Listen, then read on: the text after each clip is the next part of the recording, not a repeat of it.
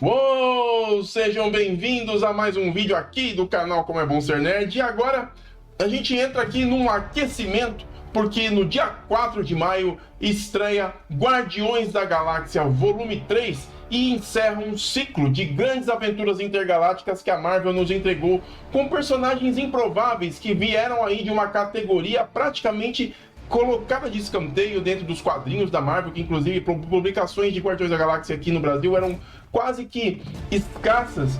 E James Gunn, um diretor que teve a ousadia de trazer esses personagens desconhecidos e trazer um universo intergaláctico, o universo espacial, a questão espacial da Marvel, de uma forma irreverente, com trilhas sonoras incríveis e principalmente com muita aventura. E nesse especial que a gente está fazendo aqui, a gente vai trazer para vocês os filmes que os Guardiões da Galáxia tiveram a sua passagem e como que isso daqui para frente vai dar continuidade. Bom, se você está chegando aqui agora, seja mais do que bem-vindo. Meu nome é Alex Fury, esse aqui é o canal Como é Bom Ser Nerd. Aqui a gente fala de quadrinhos, fala de série, fala de cinema, fala de tudo que a gente gosta dentro desse universo fantástico dos quadrinhos para as telas. Se você ainda não é inscrito, aproveite, deixa aqui embaixo a sua inscrição no canal, dá um clique no sininho para ativar as notificações e receber os avisos sempre que houver vídeos novos por aqui. Visite lá as nossas redes sociais, que por lá o assunto sempre começa antes de postarmos aqui. E claro, compartilhe o vídeo com seus amigos, deixe um like e principalmente comente, meu amigo, porque tá chegando aí o derradeiro episódio daqueles que trouxeram muita irreverência pra gente durante praticamente quase 10 anos, né? E aí, os Guardiões da Galáxia, o primeiro filme que estreou aí em 2014, trouxe aí um grupo improvável de personagens que viajavam pelo espaço em busca de aventuras, como se fossem uma espécie de caçadores de recompensa. E nesse primeiro filme a gente tem a origem daquele que é praticamente o líder deles, que é Peter Quill, vivido aí por Chris Pratt. E ali a gente vê a história de um garoto que, muito apegado à sua mãe e completamente apegado através de uma ligação musical, ele vê os últimos momentos de vida daquela que um dia lhe deu todo o amor que ele precisava. E ela era a única que ele tinha nessa vida. Todos os parentes, a gente percebe na história que eles meio que colocam ele de escanteio, e assim o garoto se sente sozinho no mundo. E é no momento clássico do filme que ele vai pro lado de fora do hospital ao ver a sua mãe partir, e ele é, nesse momento, na escuridão da noite fora do hospital, abduzido por uma nave que até então a gente não sabe o que é, mas só mais pra frente a gente descobre que são os Ravagers, que são aqueles caçadores que ficam viajando pelo espaço e foram lá justamente para buscar o Peter Quill. E a gente tem nesse filme cenas clássicas que inclusive são reproduzidas mais uma vez em outros filmes. Já quero até ressaltar a primeira, onde o Quill tá lá em Morak e buscando a joia do poder, e naquele momento ele faz aquela dança, é muito bacana, né? A trilha sonora envolvida ali, muito bacana como tudo isso acontece, porque você entra num contexto espacial, você espera alguma coisa assim, tipo estilo Star Wars e tudo mais, um pouco mais sério, e o cara rompe o paradigma completamente com uma coreografia que ficou marcada iconicamente nos filmes da Marvel e nos cinemas. E ali a gente começa a descobrir quem são as pessoas envolvidas nessa história. E o primeiro que a gente tem o contato é o Djimon Hounsou, que faz o papel do Korat, que trabalha para alguém que a gente vai no futuro conhecer de uma forma mais intensa. Ele trabalha diretamente pro Thanos. E ali eles estão também para buscar a joia do poder, e justamente naquele momento a gente vê como que é a malemolência do Senhor das Estrelas, que até então não é conhecido tão popularmente, que o próprio Korat tira um sarro não, meio que não dá importância quando ele se auto-intitula Senhor das Estrelas, e assim começa a grande aventura. E assim a gente é regado durante essa história todinha por muita trilha sonora, muito bacana inclusive, e os personagens aos poucos vão ganhando o seu destaque. A gente vai então começar falando do momento em que o Peter Quill, eu não vou contar a história toda do filme aqui porque ele já é público e notório, e assim é bacana a gente ir direto para os pontos. Como que se formou esse grupo dos Guardiões da Galáxia? Obviamente que é pela sua onda de crimes. Como que isso acontece? O Peter Quill ele vai entregar a Joia do Poder em Xandar, exatamente, o planeta onde a Tropa Nova existe e é um planeta assim, quase que uma utopia. E ali ele vai vender essa joia tão poderosa que havia sido encomendada por aquele que só busca o poder para poder destruir toda a vida no universo, o Thanos. E no momento que ele vai para Xandar, ele é interrompido por aquela que no futuro vai ser o seu grande amor, a Gamora, que é vivida aí pela Zoe Saldanha e se apresenta justamente também como uma caçadora de recompensa, assim como ele. E no meio dessa confusão, obviamente, temos o Camil de sempre, né, do Stan Lee, e no meio de tudo isso a gente conhece mais dois personagens que são incríveis, e a gente tá falando aí do Groot, que é vivido aí pelo Vin Diesel, e a gente tá falando também do Rocket Raccoon, que é vivido aí pelo Bradley Cooper. E assim, os dois são também dois caçadores de recompensa que vão tentar pegar a joia, vê aquela confusão, acabam entrando num contexto e todos eles, muito atrapalhados, acabam sendo presos pela Tropa Nova, que os leva para uma rocha no meio do espaço onde eles são presos. E ali eles ficam envolvidos, e o pior de tudo é que a Gamora ela já tem o pescoço à risca, porque ela condenou muita gente, muitos daqueles que estão presos ali têm ódio da Gamora, porque ela fez muita coisa a nome de Thanos.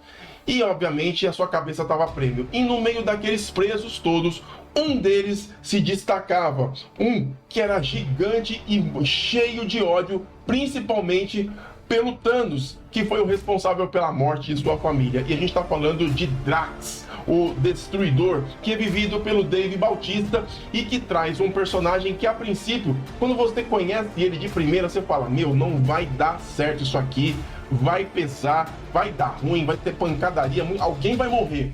E o cara acaba entrando pro contexto porque quem tira eles todos dali, daquele covil de bandidos, é o Rocket Raccoon, que é um personagem com habilidades mecânicas, tecnológicas, como poucos têm, principalmente com habilidades na construção de armas. E ele é o cara que é responsável por tirar todo mundo dali, daquela confusão, e assim essa aventura efetivamente acontecer. Detalhe, eles também são perseguidos por aquele que futuramente vai ser o seu algoz. A gente está falando de Ronan, o Acusador, que é um Kree responsável aí por essa perseguição pela a Joia do Poder, e ele também é uma secla do Thanos. Ele é vivido pelo Lee Patch, e ali o personagem traz a presença de uma casta do universo intergaláctico da Marvel que cria intrigas diretamente com os Kree, que no futuro vão se degladiar lá também com a Capitã Marvel. E assim, o personagem, a história em si, é uma história muito bem montadinha, muito bem compactada, com elementos que poderiam até acelerar a história, mas de certa forma o James Gunn consegue casar tudo isso com tantos personagens novos ao mesmo tempo sendo apresentados, e cada um deles recebendo o seu devido protagonismo e o seu engrandecimento. Eu quero destacar o Groot porque é de primeira o personagem que mais chama atenção, não apenas pelo seu visual, mas principalmente pelo seu jeito peculiar de se comunicar. A única coisa que ele faz é dizer: eu sou Groot. Na verdade, é como se ele tivesse dentro daquele pequeno espaço de frase uma série de códigos, de linguagens que, se você prestar um pouco de atenção, dependendo do contexto da conversa que você tiver, você vai entender do porquê dele estar dizendo eu sou Groot. E a história ela é regada com muita ação, muita espaçonave, muita aventura no espaço, muita coisa bacana, e o que eu acho muito interessante são as cores. É um filme que traz muita cor, coisa muito diferente do que se vê, principalmente na época que esse filme foi lançado, que tinha os filmes do Snyder, inclusive alguns da própria Marvel, que tinham um aspecto muito obscuro. Os Guardiões da Galáxia trazem cor para esse universo sombrio e ao mesmo tempo trazem irreverência. É muita piada, muita coisa engraçada dentro dessa história. Outro personagem que é apresentado também de grande importância, apesar de não ter tido um tempo razoável de tela, é a Gwen Glenn Close, que faz o papel da nova Prime, né, Rael, e ela é a líder que praticamente governa todo o planeta Xandar. Ela que é a responsável, inclusive, pela polícia do planeta inteiro.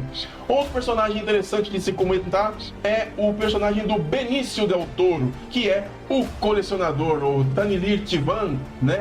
Que ele vive num planeta conhecido como Lugar Nenhum, que na verdade é a cabeça de um celestial que foi cortada, de acordo com os quadrinhos, pela espada negra do deus Knu, o deus simbionte. Bom, é legal quando chega nessa parte, porque ali eles estão sendo perseguidos pelo Ronan para conseguir a Joia do Poder e tudo mais. Eles mostram pro Benício Del Toro, pro colecionador, o que é a Joia do Poder, e assim, finalmente, nós temos uma explicação do que é a união das Joias do Poder, o que elas representam, quais são as outras joias que estão espalhadas por aí, e ele mostra isso numa sequência de telas que é justamente uma didática para todo mundo que não conhece ainda o universo Marvel, e de certa forma ele explica tudo isso. E o colecionador é cheio de relíquias ali, que é bacana, é um dos momentos mais bacanas desse filme, que são vários easter eggs, muita coisa interessante sendo apresentada ali, inclusive uma coisa que deixou os fãs na época com a cabeça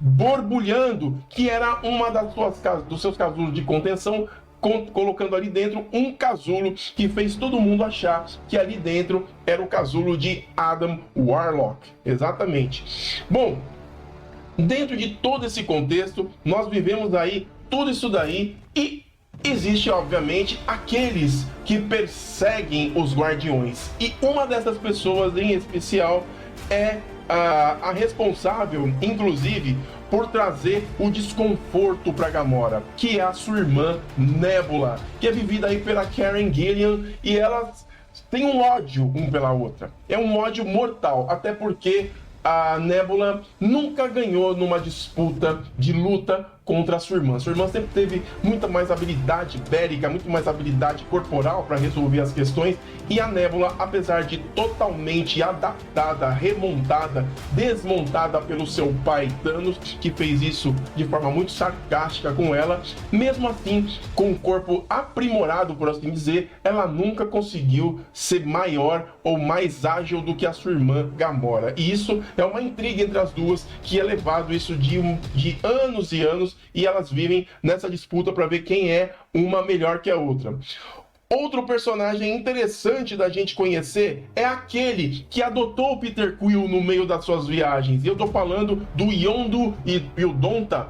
O Yondu, ele é vivido aí pelo Michael Hooker, que traz um personagem que lidera os Ravagers pela galáxia, busca tesouros, busca grandes aventuras, e ao mesmo tempo é um cara duro, que não tem expressão, é um cara firme, um cara que não quer saber das coisas, mas ao mesmo tempo tem um laço paternal muito forte com Peter Quill, apesar de muitas vezes nas aventuras não demonstrar. Esse é um filme que mostra justamente como que os Guardiões se unem enquanto família.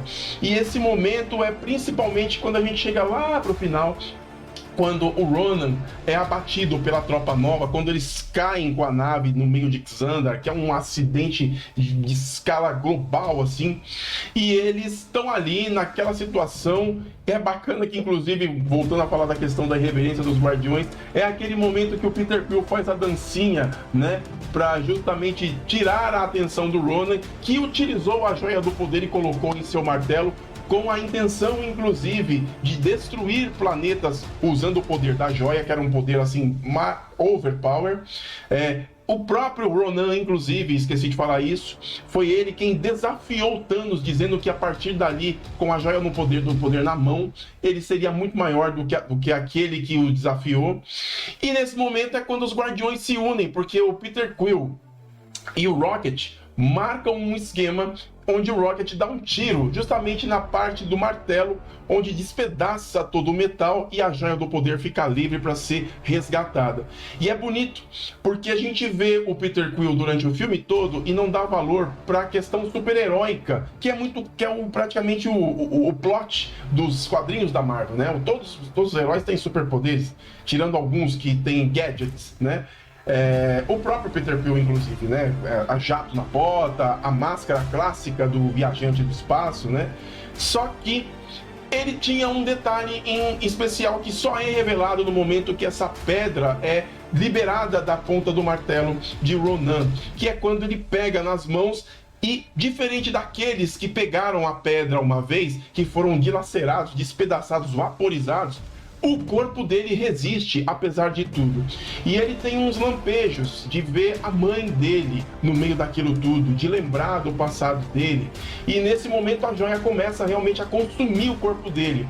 E é aí que você vê que o Peter Quill tem algo mais além do lado humano dele. E esse lado humano dele sempre foi questionado porque a mãe sempre dizia que o pai dele era um ser de luz que veio das estrelas. E essa questão sempre ficou muito anuviada e nunca ninguém revelou o porquê.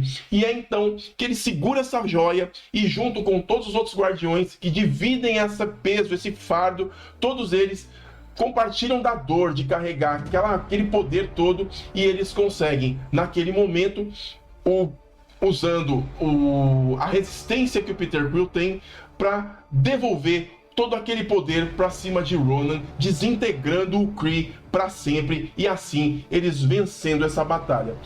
Esse filme é muito bacana porque, particularmente para mim, ele trouxe um grupo de personagens que eu queria muito ver. Não tô falando dos Guardiões, para mim eles foram uma novidade inclusive, mas eu tô falando da Tropa Nova, que é um personagem, aliás, o Richard Rider até hoje não foi apresentado na Marvel. Existe aí a possibilidade do seu filme ser feito, mas a Tropa Nova já foi inserida dentro desse universo. A Joia do Poder já faz parte deste universo.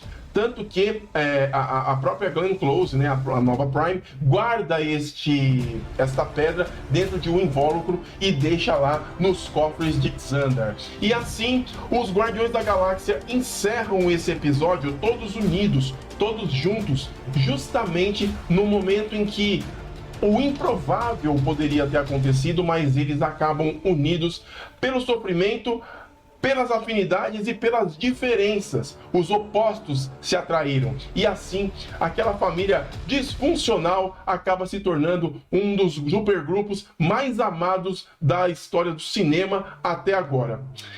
Bom, meus amigos, era isso que eu queria contar para vocês. Esse filme, francamente, é um dos melhores da Marvel, porque ele traz, assim, um grupo de personagens que não é tão reconhecido e, ao mesmo tempo, é muito carismático. E o James Gunn, francamente, caprichou, especialmente na escolha musical que casou praticamente com cada personagem. Bom, mas antes de mais nada, eu quero saber de vocês, qual que é a sua expectativa para Guardiões da Galáxia Volume 3? Fala se você assistiu esse filme do Volume 1 também, beleza? Meu nome é Alex Fury, eu vou ficando por aqui. Um grande abraço para vocês e até mais no nosso próximo vídeo. Valeu!